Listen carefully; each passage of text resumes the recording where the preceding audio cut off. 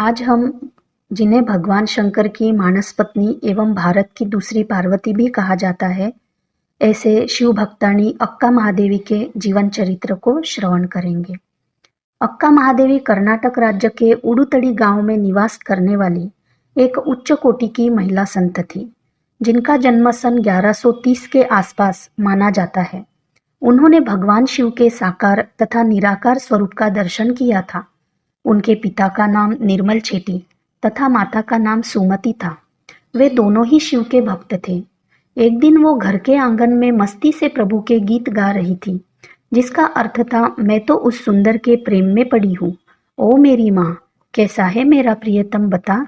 सुन ले मेरे प्रियतम का नहीं है कोई देश ना घर। वह है एक अखंड अविनाशी, मेरा प्रियतम है भगवान। वह मेरा है, मैं उसकी हूँ। मैंने उसका वरण कर लिया है। वह अमर है, दूसरे मरने वाले नाशवान पतियों को डाल चूल्हे में। मेरा तो पति ईश्वर है, मैं उसकी हूँ। उसका पूरा नाम भी सुन ले, भगवान चेल्ल मल्लिकार्जुन। लगभग 850 साल पहले की बात है। तब भारत में रजवाड़े हुआ करते थे और एक गांव या कुछ गांवों का एक राजा हुआ करता था। इस उडुतड़ी गांव का राजा कौशिक था, जो एक दिन हाथी पर बैठकर गांव में घूमने निकला था। उसकी सवारी घूमते घूमते भगवत भक्त लड़की के घर के आगे से निकली। राजा की नजरें उस पर पड़ी। लड़की बहुत सुंदर थी। बाहरी सौंदर्य के साथ साथ उसके चेहरे पर असली सौंदर्य भी झलक रहा था। राजा कौशिक उस लड़की को देखकर मुग्ध हो गए। लड़की का नाम था महादेवी। महादेवी के माता पिता वीर शैव धर्म का पालन करते थे। कल्याण में रहकर संत बसवेश्वर इसी वीर शैव धर्म का प्रचार करते थे। इसका प्रभाव कर्नाटक में बढ़ता जा रहा था।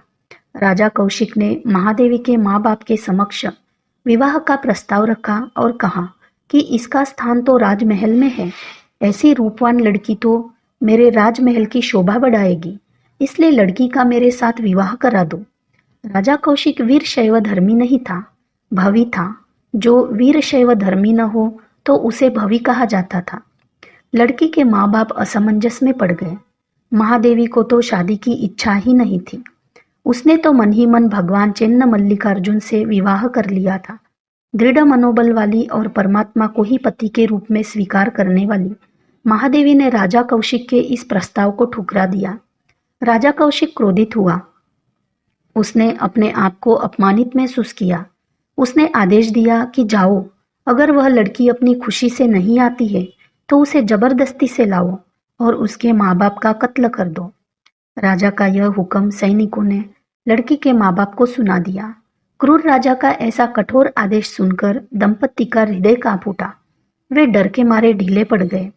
बेटी को समझाने लगे, बिटिया अब तू हट छोड़ दे। हम गरीब, असहाय, दुर्बल लोग कर ही क्या सकते हैं। वैसे भी हमारे वीर शैव समाज की कई लड़कियां भवी के साथ शादी कर ही रही है। हमें लगता है तुझे अपना आग्रह छोड़ देना चाहिए। अगर हमें जिंदा देखना चाहती है तो न चाहते हुए भी तुझे राजा से विवाह करना ही पड़ेगा, और कोई उपाय भी तो नहीं है। माँ बाप की यह बात सुनकर महादेवी असमंजस में पड़ गई। काफी देर सोचने के बाद महादेवी ने कहा, ठीक है, मैं विवाह कर लेती हूँ, लेकिन मेरी 3 शर्तें होंगी जो मैं राजा को ही बताऊंगी। सैनिकों ने तुरंत जाकर राजा को यह समाचार दिया। राजा महादेवी के घर पहुंच गया। महादेवी ने राजा से कहा, राजन, मेरी 3 शर्तें हैं जो आपको माननी होगी, तभी मैं आपसे विवाह करूंगी। वे शर्तें सुन लीजिए।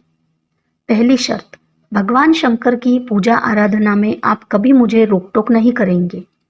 दूसरी शर्त, भक्तों के समक्ष भगवान की महिमा का प्रचार प्रसार करूं तो उसमें कभी प्रतिबंध नहीं लगाओगे। तीसरी शर्त, मेरे सद्गुरु की सेवा व आज्ञा पालन में मुझे सदा सहयोग करोगे। अगर इन 3 शर्तों का भंग होगा तो रानी का पद, सारे भोग विलास, राजमहल, ऐश्वर्य, ऐशो आराम की तमाम सुख सुविधाएं, यहाँ तक कि आपका भी मैं त्याग कर दूंगी। क्या आपको मेरी ये तीनों शर्तें मंजूर है? लड़की के माता पिता उसकी शर्तों को और गुरु भक्ति को देखकर मन ही मन खुश हो रहे थे, लेकिन भयभीत भी थे। आशंकित नजरों से राजा को देख रहे थे।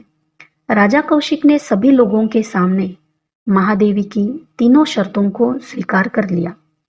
स्त्री हट के सामने कई बड़े बड़े भी झुक गए हैं। विवाह की तैयारियां शुरू हो गई।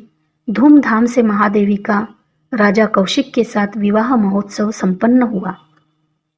रूप सुंदरी महादेवी राजा की महारानी महादेवी के रूप में राजमहल में सुशोभित हो रही है। उसका रूप अन्य स्त्रियों के रूप को फीका कर रहा है। महादेवी की विशेषता तो इस बात में है कि उसने बाहरी सौंदर्य के साथ असली सौंदर्य भी धारण कर रखा है, जो बाहरी रूप से कई गुना अधिक महत्व रखता है। राजमहल में चारों ओर भोग विलास का सामान है। अच्छे से अच्छे गहने, कपड़े, साज सज्जा की तमाम सामग्रियां जैसे कि रेशमी चादरें, मुलायम गद्दे, कालीन, गालीचे आदि कहाँ तक वर्णन करें। राजमहल को सुशोभित करने वाले कीमती से कीमती सामान मौजूद है, परंतु असली खजाने को जान चुकी महादेवी के मन में इन बाहरी ऐशो आराम, कीमती वस्त्र, अलंकार का कोई विशेष महत्व ही नहीं है।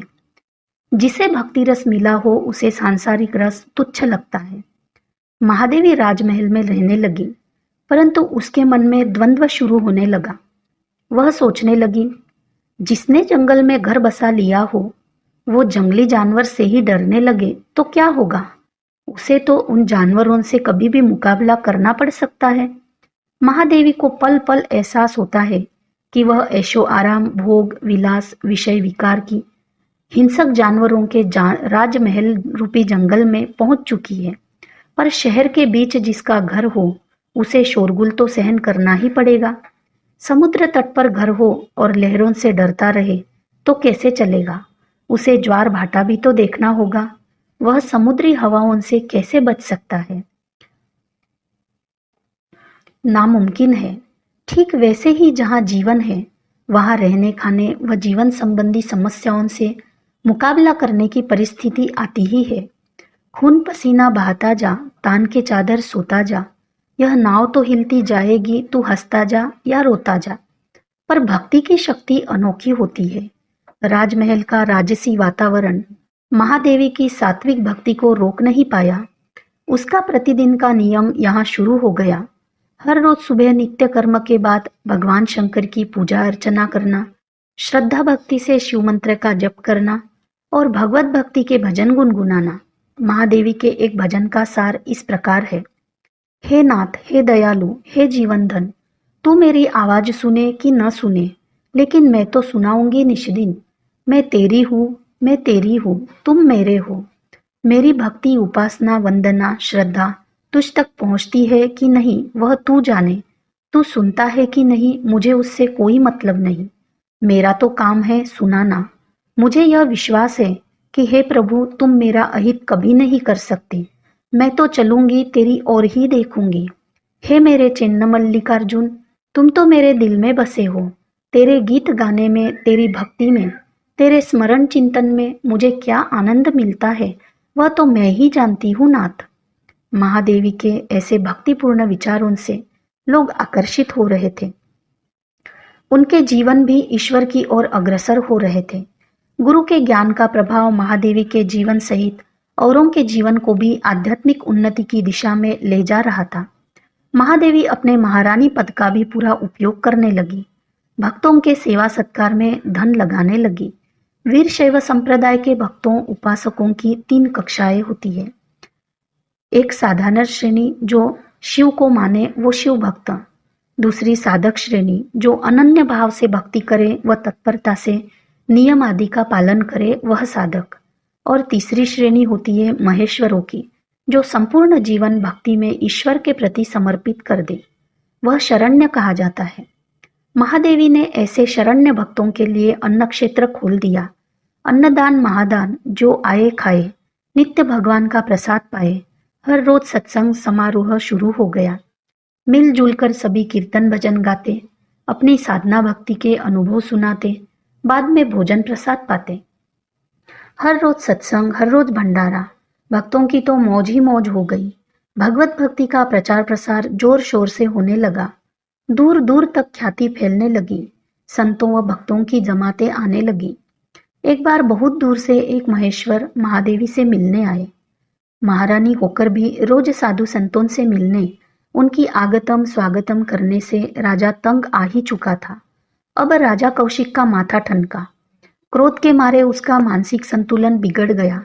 हर रोज न जाने कौन कौन कहाँ कहाँ से चला आ रहा है, पता ही नहीं चलता। परेशान हो गया इस भगतड़ी महादेवी को मिलने वालों से। महादेवी को कितनी बार समझाऊं कि तू महारानी है, कम से कम अपने पद और गरिमा को तो देख। राजा होठों में ही बुदबुदा रहा था। फिर राजा ने दूर से मिलने आए महेश्वर से कड़े शब्दों में कहा, वह महारानी है, सबसे नहीं मिलती। उल्टे पैर लौट जाओ यहाँ से। आए हो वहां, परेशान मत करो। आए दिन तुम्हारी तरह कोई न कोई महादेवी से मिलने चला आता है। मैं परेशान हो गया हूँ। राजा के मन का गुस्सा फूट ही निकला। ऊंची आवाज में राजा को बोलता देखकर उत्सुकतावश महारानी महल के भीतर से बाहर आई और देखती है क्या कि राजा विश्व शिव भक्त को बुरी तरह से फटकार रहे हैं। शिव भक्त का अपमान देखकर महादेवी की आंखों में आंसू छलक आए। महादेवी बोली, राजन, वचन भंग हुआ है। जिस पर क्रोध का आवेश आ जाता है उसे कहाँ कुछ पता चलता है। पर होश आते ही राजा का क्रोध शांत हुआ और उसे अपनी गलती का एहसास हुआ। वह महादेवी से माफी मांगने लगा। देवी, मुझे माफ कर दो, माफ कर दो। मानो मामला यही थमसा गया। दिन बीत गए। फिर एक दिन की बात है, महादेवी ध्यानस्थ बैठी थी। ध्यान के क्षणों में मन की शांत अवस्था में महादेवी का सौंदर्य और जगमगा रहा था। आध्यात्मिक तेज की ज्योति उसके चेहरे पर छाई थी। ध्यानावस्थित महादेवी और अधिक आकर्षक, तेजोमय, कांति युक्त, प्रसन्न, शांत और दिव्य मुख वाली दिख रही थी। ध्यानस्थ महादेवी के इस अलौकिक सौंदर्य को देखकर राजा का काम विकार भड़क उठा। महारानी की आंखें राजा को संकोच में डाल रही थी। एक तरफ काम विकार का आवेग राजा को शारीरिक सुख के लिए उत्तेजित कर रहा था, वहीं दूसरी तरफ महारानी महादेवी का सात्विक सहज ध्यान उसे अपने स्वसमर्पित पति परमेश्वर के नित्य मिलन का आनंद दे रहा था। रानी का सुख स्वतंत्र स्वाधीन था, जबकि राजा का सुख परतंत्र पराधीन था। भोग और योग का यह फर्क स्पष्ट देखा जा रहा था। कामांध राजा ने महादेवी को अपनी बाहों में भरने का प्रयत्न किया। महारानी के रूप में उस महातपस्विनी का ध्यान भंग हुआ। काम विकार में बहने का तो प्रश्न ही नहीं था। योग भोग पर भारी पड़ा। महादेवी ने कहा, राजन, मैं तो नित्य मिलन के नित्य नूतन रस का आनंद ले रही थी। उस महापूजा में तुमने विक्षेप डाल दिया। आज तुमने मेरा दूसरा वचन तोड़ दिया। राजा फिर शर्मिंदा हुआ। वह महादेवी की सात्विकता, साधना, तेजोमय मुख के आगे कुछ भी बोलने की हिम्मत खो चुका था। फिर भी लड़खड़ाती जीभ से मुश्किल से इतना ही कह पाया, रानी, माफ कर दो, मुझे माफ कर दो। इस बार जाने दो, मुझसे भूल हो गई। महादेवी की सहज मुख मुद्रा मानो क्षमादान दे ही रही थी। पर राजा कहाँ सुधरने वाला था। इस घटना के ठीक दूसरे दिन महादेवी के गुरुदेव पधारे। महादेवी राजा के समक्ष बैठी थी। अचानक पूज्य गुरुदेव को देखकर सहज भाव से महारानी सहसा खड़ी हो गई। वह गुरुदेव का सम्मान करने के लिए बढ़ ही रही थी। इतने में फिर तीसरा वचन भंग हुआ। अपने से अधिक रानी किसी को महत्व दे, वह राजा को पसंद नहीं था। राजा ने गुरुदेव का सम्मान कर रही रानी का वस्त्र पकड़ लिया। काम अंधा होता है। काम के आवेश में अपना होश खो चुके राजा को यह बुद्धि भी नहीं आई कि मुझे भी गुरु का सम्मान करने के लिए खड़ा होना चाहिए एवं प्रणाम करना चाहिए। इतना ही नहीं, व्यंग करते हुए महादेवी से कहा, जाओ जाओ, गुरुजी आए हैं, कपड़ों का क्या काम है। महादेवी ने पलटवार करते हुए जवाब दिया, राजन, वैसे भी तुम मेरे तीनों वचन तोड़ चुके हो। अपने राजमहल, ऐशो आराम की सामग्रियां, वेशभूषा, कीमती कपड़े और गहने देकर तुम मुझे अपना गुलाम बनाना चाहते हो। ये हरगिज संभव नहीं हो सकता। रखो यह सब अपने पास। मुझे कुछ भी नहीं चाहिए तुम्हारा। मुझे जो मेरे गुरुदेव ने दिया है उसे दुनिया की कोई ताकत छीन नहीं सकती। मैं मेरे गुरु की थी और रहूंगी। उनके बताए रास्ते पर मैं चल रही थी और आजीवन चलती रहूंगी। इस कल्याणकारी मार्ग को मैं किसी भी कीमत पर छोड़ नहीं सकती। आखिर हो होकर क्या होगा। तुम्हारी धन दौलत तुम्हें मुबारक। मेरे शरीर पर वस्त्र हो या न हो, मुझे कोई फर्क नहीं पड़ता। मैं शरीर नहीं, अजर अमर आत्मा हूँ। मुझे कोई फर्क नहीं पड़ता कि मेरे बारे में कौन क्या सोचता है और बोलता है। दुनिया की निंदा स्तुति से मुझे कोई लेना देना नहीं है। तुम्हें मेरे गहने और कपड़ों से ही मतलब है, तो ये तुम ही रख लो। शरीर तो तब तक तुम्हारे हवाले था जब तक तुमने 3 वचनों को निभाया। तुमने उन 3 वचनों को तोड़ा, मेरा तुम्हारे साथ रहना पूरा हो गया। अब मेरे शरीर पर तुम्हारा कोई अधिकार नहीं। मेरे जीवन पर केवल मेरे गुरु का ही अधिकार चलेगा। जैसा वे कहेंगे वैसा मैं करूंगी। तुम खुशनसीब हो कि तुम्हें यहाँ बैठे बैठे ही मेरे गुरुदेव के दर्शन हो रहे हैं। राजन, मैं अपनी पूजा का शिवलिंग ले जा रही हूँ। ऐसा कहते हुए महादेवी राजमहल को त्याग कर चलती बनी। राजा, ओ महादेवी, ओ महारानी, ओ सुंदरी, ओ मेरी प्रिय, तनिक तो सुनो, कहता ही रह गया। लेकिन इस महादेवी ने एक न सुनी। शरण सती लिंगपति, शरण सती लिंगपति गाते हुए महादेवी ने कर्नाटक का वह गांव भी छोड़ दिया। उस राजा के राज्य की सीमा से आगे बढ़ते हुए कर्नाटक के कल्याण नामक स्थान में जो वीर शैव संप्रदाय का मुख्यालय था, वहां संत बसवेश्वर रहते थे। वहां पहुंच गई।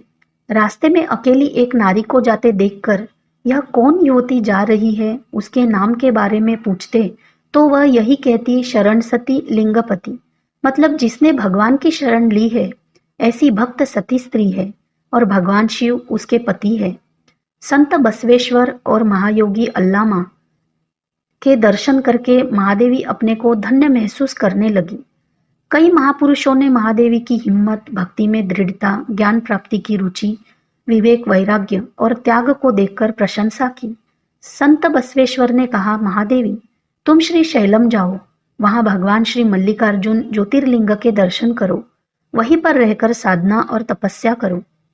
गुरु की आज्ञा पाकर महादेवी श्री शैलम के लिए निकली। संत बसवेश्वर और अन्य संतों ने कहा, यहाँ से श्री शैलम का लंबा रास्ता तुम अकेली ही कैसे तय करोगी? हम तुम्हें श्री शैलम छोड़ने आते हैं। तब महादेवी ने कहा, मेरा पति मेरे साथ है, मैं अकेली थोड़े ही न हूं, क्यों चिंता करते हो? फिर भी कुछ दूरी तक छोड़ने के लिए वे साथ हो लिए। बाद में महादेवी ने आग्रह करके उन्हें वापस लौटा दिया और कहा, मैं शिव का और आपका नाम खराब नहीं होने दूंगी।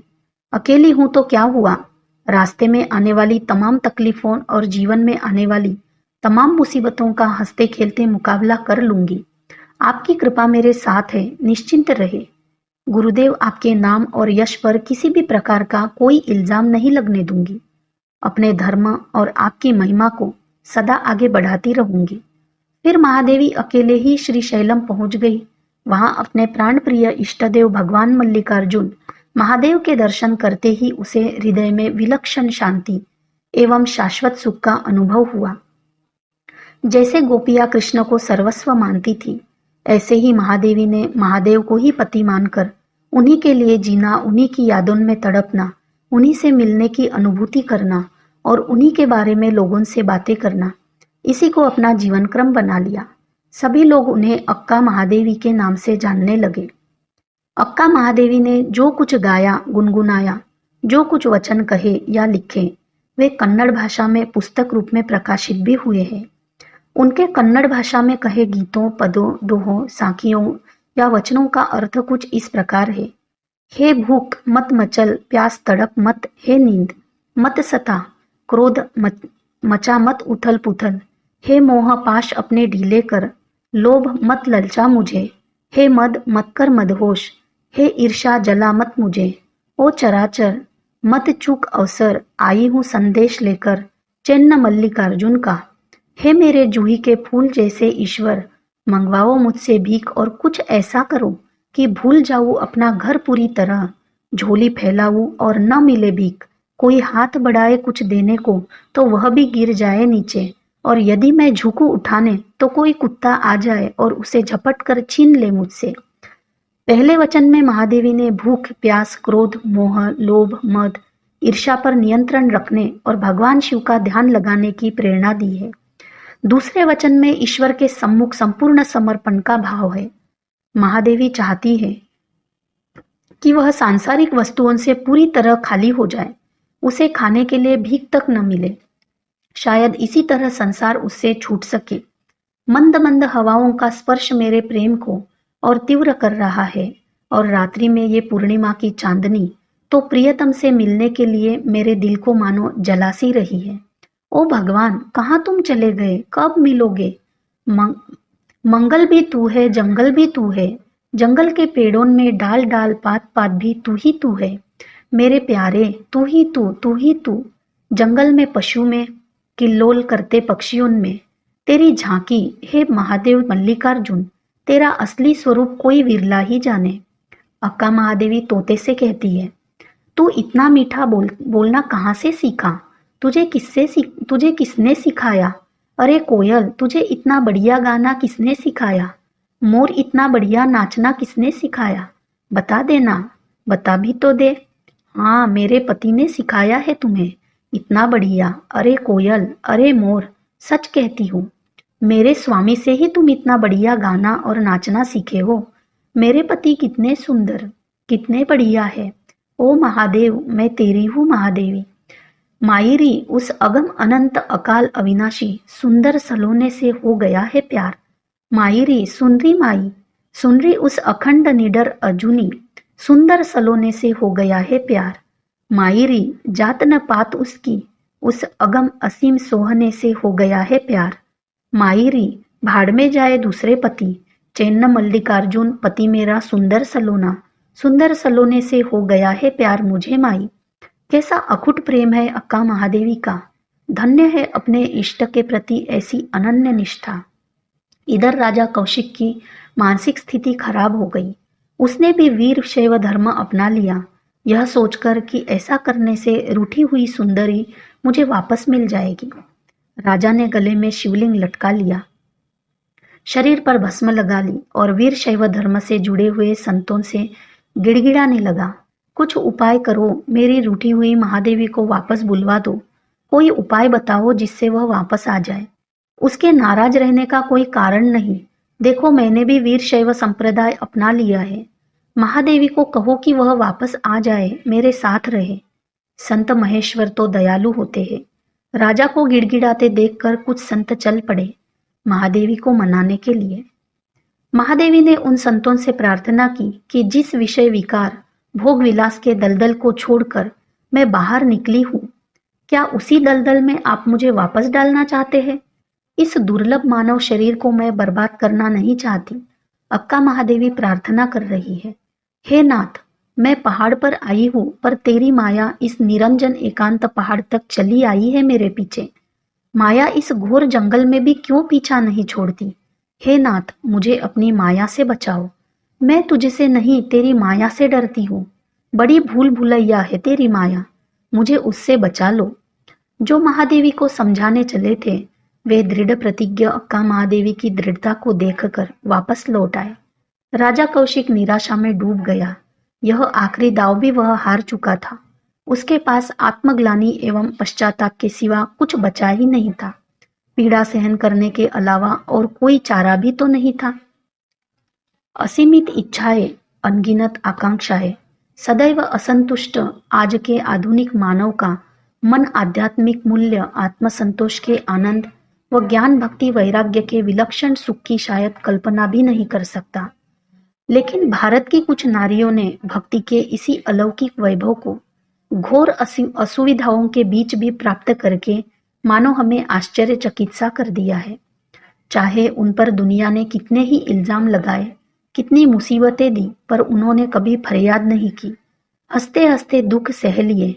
विश्व भर में ऐसी नारियां सिर्फ भारत में ही हुई है, शायद आज भी हो, पर इसका पता सबको नहीं चल सकता। नारी का यह स्वरूप आज की आधुनिक दुनिया की समझ से परे है। धन्य है भारत की भूमि, जहाँ ऐसी अक्का महादेवी जैसी दिव्य विभूतियां अवतरित होती रहती है, और धन्य है वे जो उनकी शरण पाकर पारमार्थिक लाभ प्राप्त करते हैं।